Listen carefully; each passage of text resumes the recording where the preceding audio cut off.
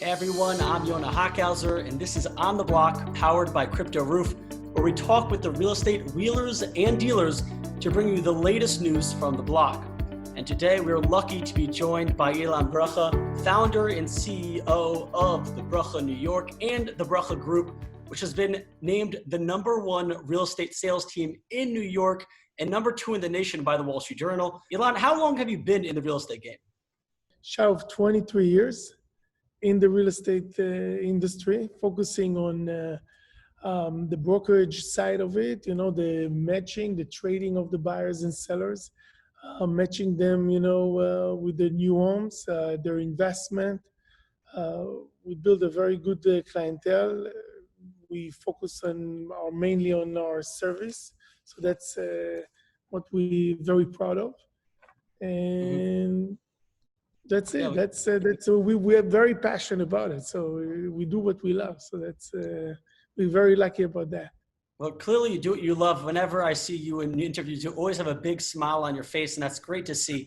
Now, you said that you've been in the industry for 23 years. I'm sure you've seen almost everything.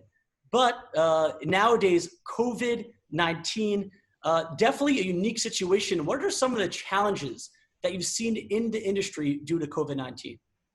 Right. So real estate in general, it's an industry that's going with waves. You have waves of weeks, of days, of months, years, of more traffic, less traffic, more transaction, less transaction. But then every few years we're having these major things that's happening, and we remember it in September 11, 2008. And then now with COVID-19. So each one of them is different, and this one is really a big. I feel like it could be bigger than 2008. We don't feel it right now as much. We see that the market is maybe I won't say even softening. I mean, I think it's like it's on a pause in some areas in the country. Definitely in New York City.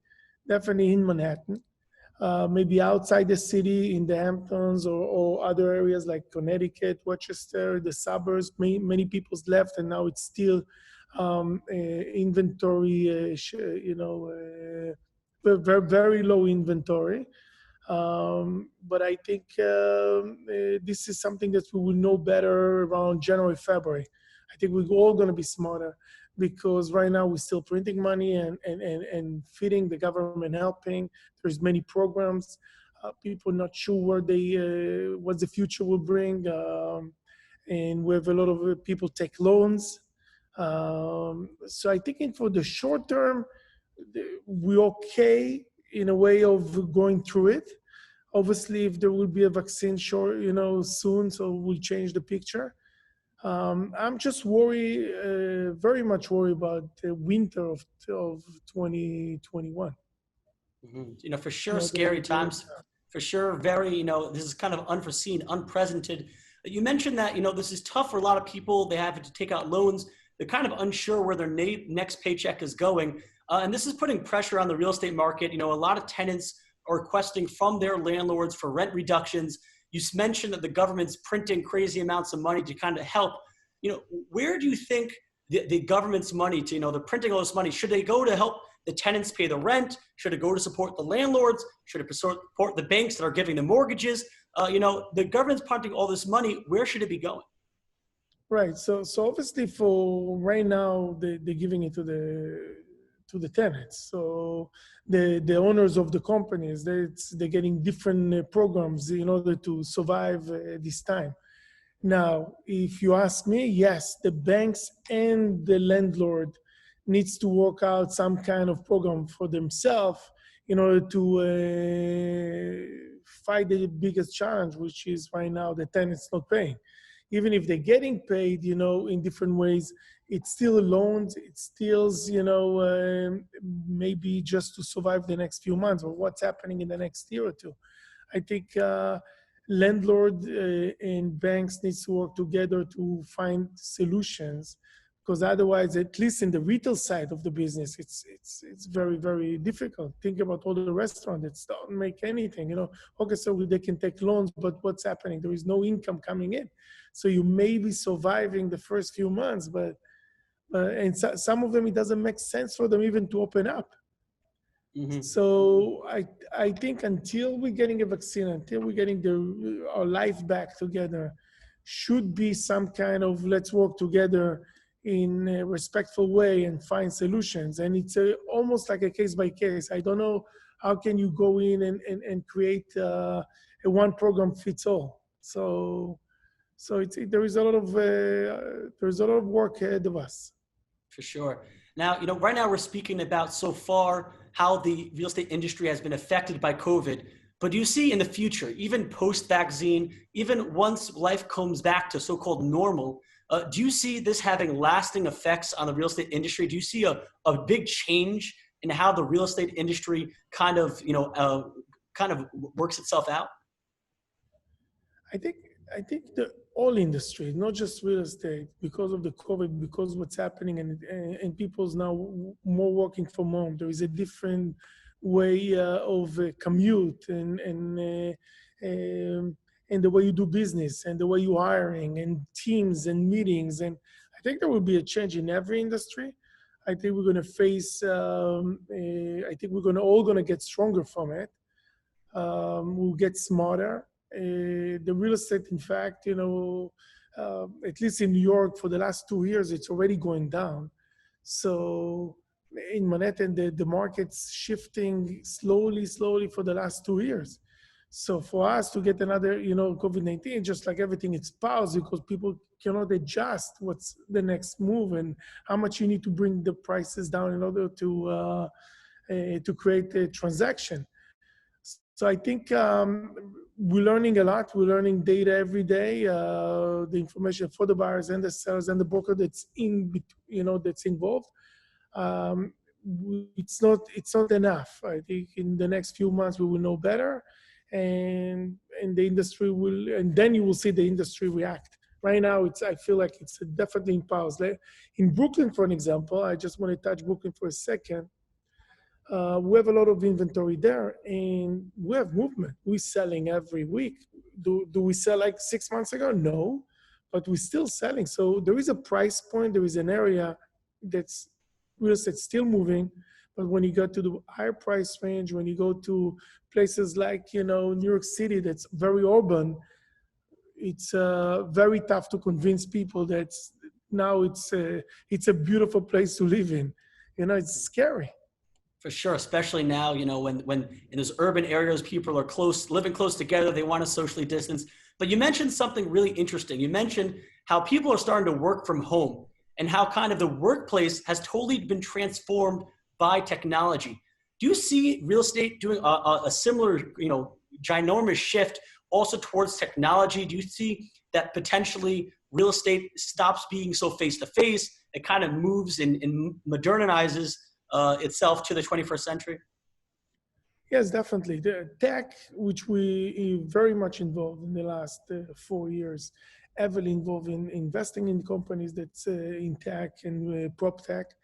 And we're very involved with few of them closely. I believe tech, the real estate, there is a huge room for it to get to disrupt by the tech and digital, the whole process, every aspect of it. And because real estate, it's huge, you have residential and commercial and rental and it's leasing, and it's so big. There is the investment side of it, there is the home, the personal touch of the real estate. So I think tech and digital and modernize the process, it's something that will happen, and there will be a room for many, many platforms in the Cryptoroof, for an example, and many others. That's you will see other platforms coming into the market, and there is room for it. Yeah, for sure. And right now, real estate, the way it works is kind of old. I mean, seemingly it's been around forever, but kind of been working one way. And you mentioned Cryptoroof. Cryptoroof, within its name is cryptocurrencies. That includes Bitcoin and Ethereum. Have you had any experience kind of doing any real estate dealings with cryptocurrencies, digital money? Do you see that having a potential, particularly in the real estate market? Yeah, I remember when we opened up, our office used to be in the Trump Tower about 10 years ago. And one of my agents came to me and saying, I got paid a commission fee in Bitcoin. And I said, okay, so what we doing now? And that's the first time that actually we did a transaction. With 10 years after Bitcoin today, it's very obvious, and there is many other currencies, and you see it's happening. Is it happening enough? No. It's happening in different places in the world. Yes, much more than in New York or in the US in general. I think there will be room for it. I think there is slowly everything. When you bring something new to every market, every industry, sometimes you don't you feel it only in the last 3 years that's everybody using it, but many of them working for the last 20 years of every change. So I think the cryptocurrency, I think, will be touching the real estate heavily. Obviously in the next 5 to 10 years. Now, can it happen now? Yes, for sure. It's happened 10 years ago. Now, just the volume will be higher and higher. So I think the volume in a place right now that's people's more aware, are more open to do it. Mm-hmm. And last question before I let you go. I know you're a very, very busy man, but right now, or if you would ask someone 15 years ago or even 10 years ago, where would you believe me if I told you that you would be doing almost 90% of your shopping online? You will not be going to stores. You'll be clicking a button that same day, that next day, something will arrive at your door. They would have looked at you like you're crazy. Do you see a similar kind of platformization or online digitization of the real estate market where the future of real estate is less kind of face-to-face and more going to take place from the comfort of their own home by the way of platforms and digital money? So obviously, I can see the future of buying and selling home in a way of very easy, very simple. I think the information will be very open to everyone. The buyers will be smarter than today. They're already smart buyers, compared to 5 or 10 years ago, or even 20 years ago when I did my business. So I think the shift that's happening in every industry, and even you see what's happening right now to Amazon. The valuation is ridiculous. Like, it's out of control. And they predict that it's even in just the beginning. So everything that's happening, it's an extreme. It's going to the extreme right now because tech allowed it to do it. Is it going to survive like that? Maybe there will be again another wave and another wave. But in the overall, we need to be open to an extreme changes in every industry, and real estate, it's so in the beginning. And I'm looking forward that we invest and spending a lot of time into it. I believe truly we're in the beginning of a huge transformation of the industry. For sure. I definitely believe that as well. Ilan Bracha, thank you so much for taking a little bit of your time to join us and kind of explain to us how you see the future of real estate market. Appreciate your time. And thank you, Yonah. Enjoy the summer. I sure will. You too. And for all our viewers at home, be safe. Enjoy the summer too. And we'll see you next time.